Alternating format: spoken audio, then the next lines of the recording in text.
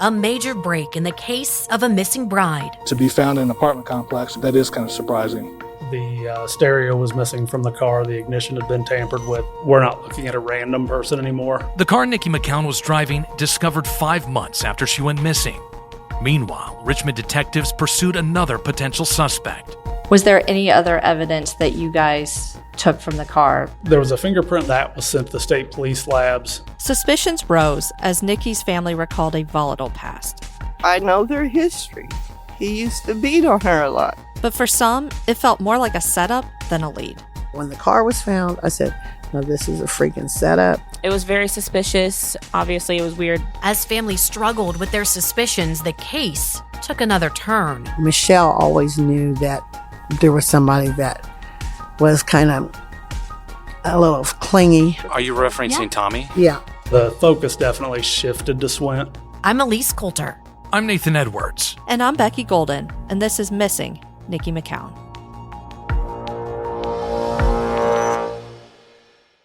I'll always believe it. One way or the other, my baby's coming home. Investigators have uncovered a key piece of evidence that may make that happen. The deputy observed the passenger door open and the door lock punched out, and that drew his attention to it. Montgomery County Sheriff's deputy found the 1990 GMC Jimmy that 28-year-old Niqui McCown was last seen driving. The vehicle was found parked at the Meadow of Catalpa Apartments in Dayton. It's November 2001. The mystery of Niqui McCown's disappearance lingers over Richmond, Indiana for 4 months. Police had no idea where Niqui went and thought she may have left on her own. That all changed when the car she was driving was found 50 miles away in Dayton, Ohio. So once you found Niqi's car at the apartment complex, did that change who you started talking to? Yes, it brings the focus to Ohio. Niqui had strong ties to Dayton. She used to live there, worked at a prison in the city, and still had many friends in the area. Richmond detective Mike Wright said once they found the car, it opened the door to foul play as a probability and narrowed down possible suspects. We're not looking at a random person anymore. I think you either look at either someone who's staying there or someone who wants you to think someone who's staying there is involved. This was the first new development since Niqui was last seen on surveillance camera at the Village Pantry in Richmond. However, from the get-go, everything about this new lead felt suspicious. It would probably be in a field or maybe even in a pond or a lake, but to be found in an apartment complex and to find out that it's been driven at least for a month or so, that is kind of surprising. That was the original detective on the case back in 2001, right after the car was found. To this day, detectives still have no idea if the car was abandoned in the apartment complex lot, stored at a different location, and then dumped there, or if it was being driven around after Niqi's disappearance. The inside of the SUV offered a snapshot into Niqi's life when she disappeared. Deputies who found the car started recording a video for evidence, and 23 years later, Richmond police showed it to us. The VHS recording shows the black GMC Jimmy parked in the very last parking spot next to the curb. The passenger side door lock had been punched. The stereo was missing from the car. The ignition had been tampered with. It was damaged. The battery was also removed from under the hood. So it's apparent that someone had broken into that car at some point. You can see towels laying on the floor of the front seat and a maple leaf air freshener on the rearview mirror. Then in the back seat, detectives saw Niqi's laundry, which she had just finished before she went missing. A piece of evidence her sister Tammy had always wondered about. I've always wanted to know how the laundry looked. Did it look folded or was it thrown? But we never were allowed to look at any of that stuff. I believe everything was folded, and it said one of the baskets had been knocked over. But it did look like laundry had been done, and it was folded and put away. Everything in the car was a mess, except for the laundry.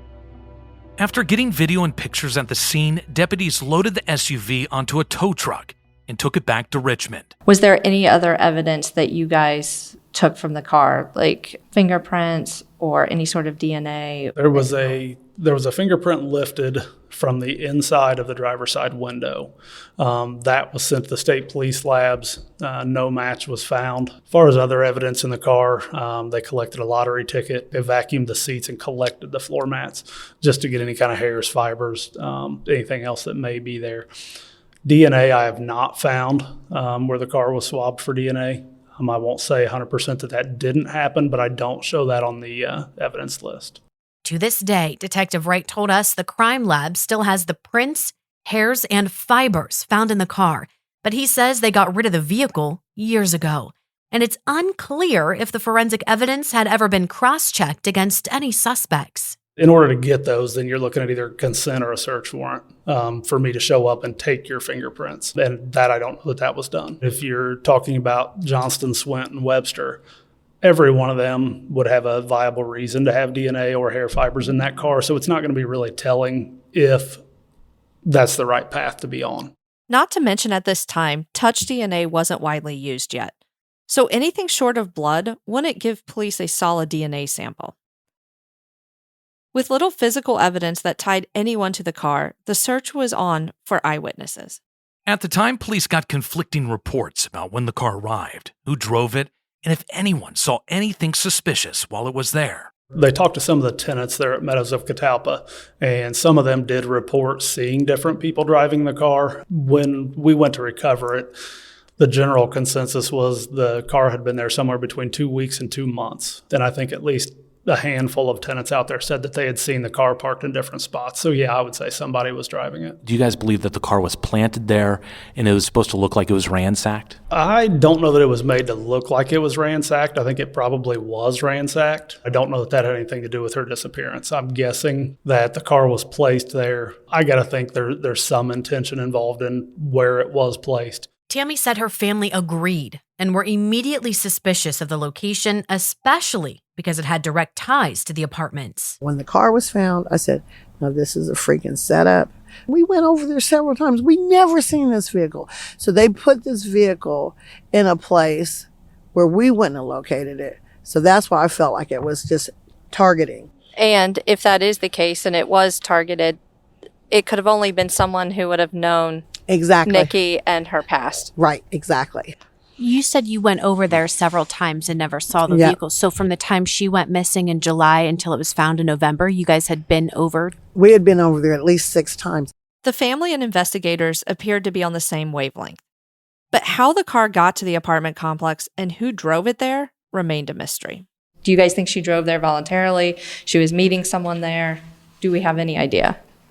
Kind of looks like she may have driven there, but don't necessarily know why. And the reason I say that is because when her car was found, there was no sign of struggle. I know our detectives at the time did test with luminol, didn't find any bodily fluids in the vehicle, and where the vehicle turned up is not just a random apartment complex. It's a building where the father of her child lived. Niqui's ex, Stephen Johnston.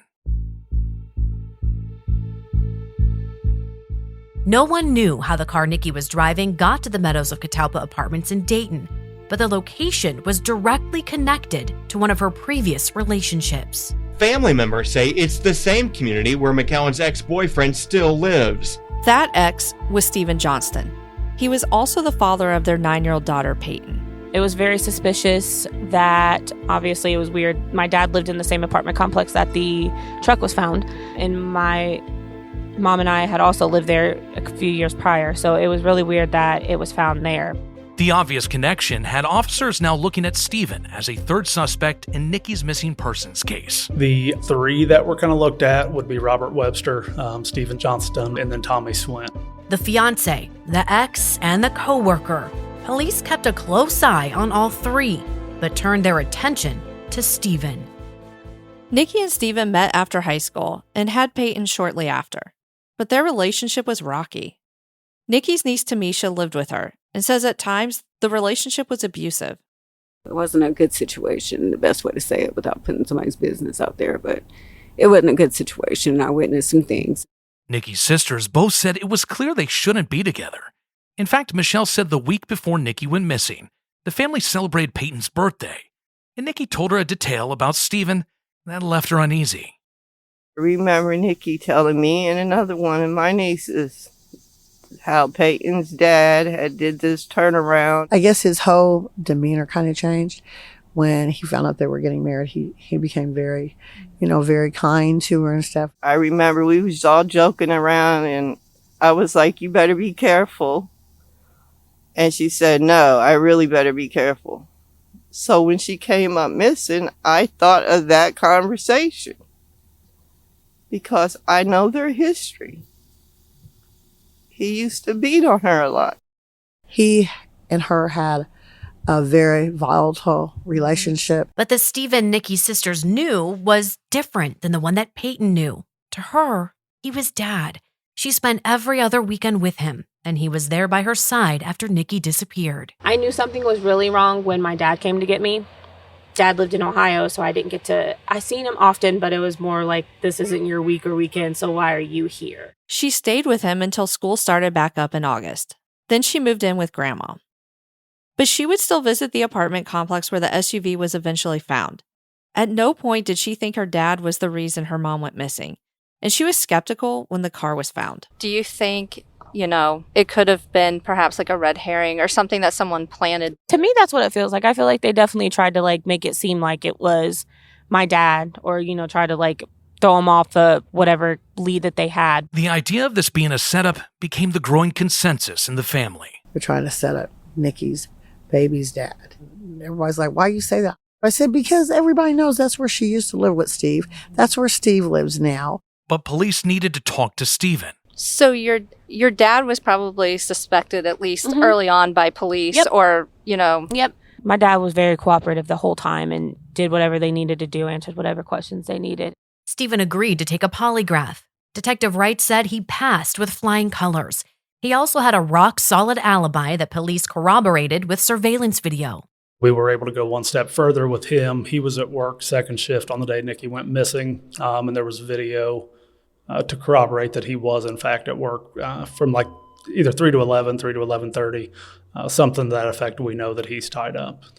So I think he has pretty much been ruled out. Even though Stephen's name was cleared, Peyton says her dad changed after Niqi's disappearance. has life been difficult for him since? He blames himself because when him and my mom were together, they were both very young. So there were a lot of things that he did when he was young that were not great as a person. He explained, I feel like if I would have done better, your mom would still be here with us. So I think that it does weigh a lot on him that if he felt like he could have been a better man, that we wouldn't be here today.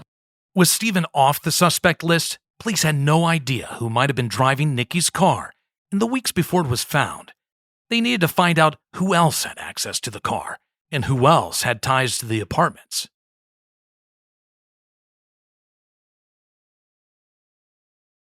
Even though the SUV Niqui was driving was found at her ex's apartment, police quickly ruled Stephen out as a suspect. Detectives circled back to the other men in Niqi's life to see what connections they had to the apartment complex.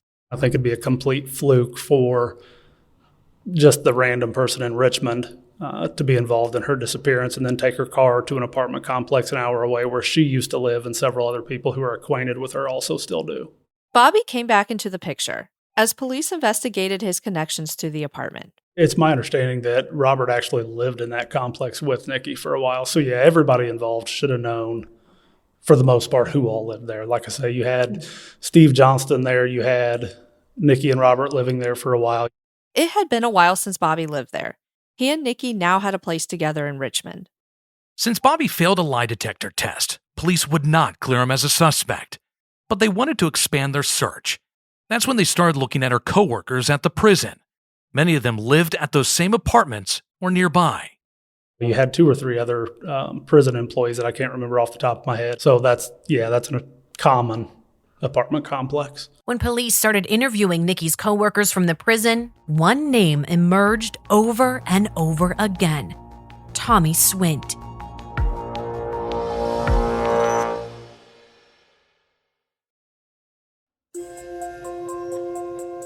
He's the same coworker who Bobby mentioned in his police interview a few months earlier.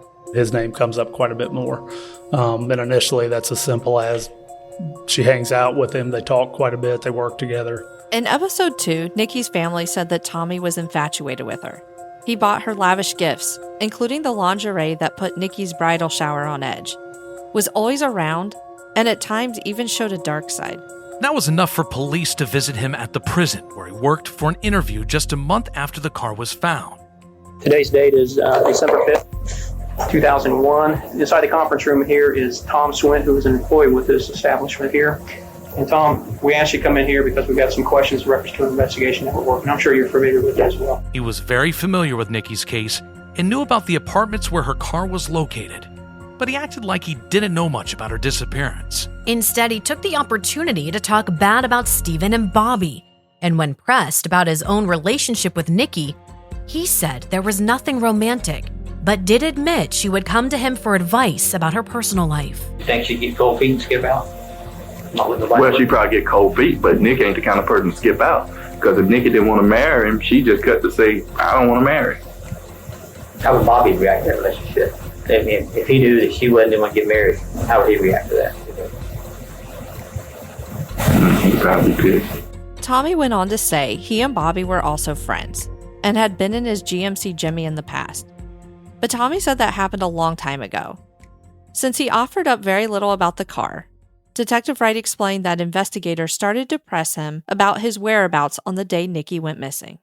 One of the things that was interesting about him, or his actions rather, was we know he did not work second shift at the prison the Sunday that Niqui went missing. The following Monday, he took the day off to come to Richmond to pass out flyers. Tommy told detectives he was with his girlfriend Darlene, another co-worker at the prison. So you took the day off and you went all the way over to Richmond. Well, we were wondering what was going on. Did you participate in a search, or who did you talk to? That wasn't a search the first day. We went straight to her sister's house, which lives down the street from the laundromat. That's a lie. He wasn't nowhere around here.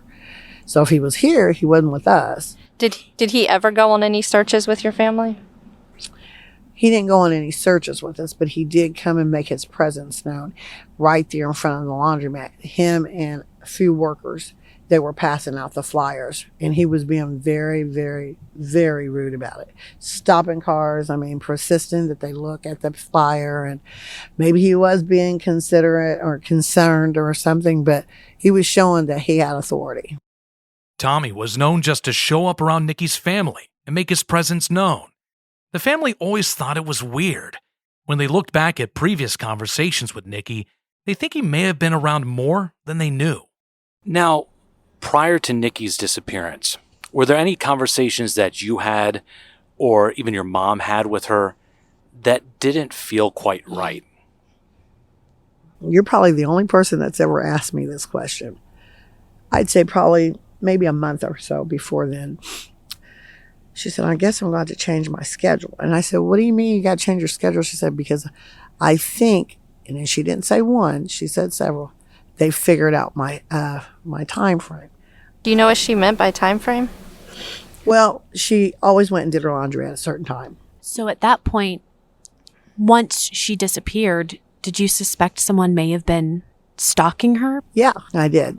Did anybody else in the family share your suspicions? I don't know afterward or not, but I know Michelle always knew that there was somebody that was kind of a little clingy. That's the nicest way I could say it. Am I allowed to say the person's name? Are you referencing Tommy? Yeah. Okay. I appreciate you taking time to sit down and talk to us. Okay? You're welcome. It would be a while before police talked to him again, but they had what they needed. His word, which contradicted what others said, which made him a primary suspect. Or the focus definitely shifted to Swint. But the evidence to say, as a concrete statement, that Tommy is our guy, it doesn't exist. If it existed, we should have had an indictment already. Next time on Missing Niqui McCowan. Tommy Swint, recently named as a person of interest in the disappearance of his former friend. Richmond is the one that actually got the DNA for us, and they were well aware of the fact that he was a suspect in one of our cases. Years go by and leads run dry until suspicions about Tommy cost him a job. Many people at the prison were questioned. Nobody was told that they was a person of interest or a suspect in the case. I think our agency just kind of called his bluff and said, if you've been cooperative the whole time, then consent to giving us your DNA. The case goes through a series of twists and turns, taking Niqui's family on an emotional roller coaster. What's justice look like for you? Who's ever involved, they get punished. My sister being found. That's justice. That's all for this episode of Missing Niqui McCowan, a podcast from Dayton 24/7 Now. Find us in your podcast app and follow the podcast on Apple Podcasts, Spotify, or wherever you listen to your podcasts so you never miss an episode. If you like the show, leave us a rating or review. It really helps new listeners find the show. Missing Niqui McCown has been a presentation of Dayton 24/7 Now, an affiliate of Sinclair Broadcast Group. Lee Furry is our producer. Brian Petrus is our associate producer. Editing and audio engineering by Eric Newell, with additional editing by Adam Braunstein. Mitch Hansen is our senior podcast producer. Jordan Rosari, a producer. Production coordination by Anna Nicole Wages, and legal support from Chase Bales. Rich Cook is the head of audio at Sinclair. This is still an active investigation. If you have any tips about the case, please contact Richmond Police at 765-983-7247.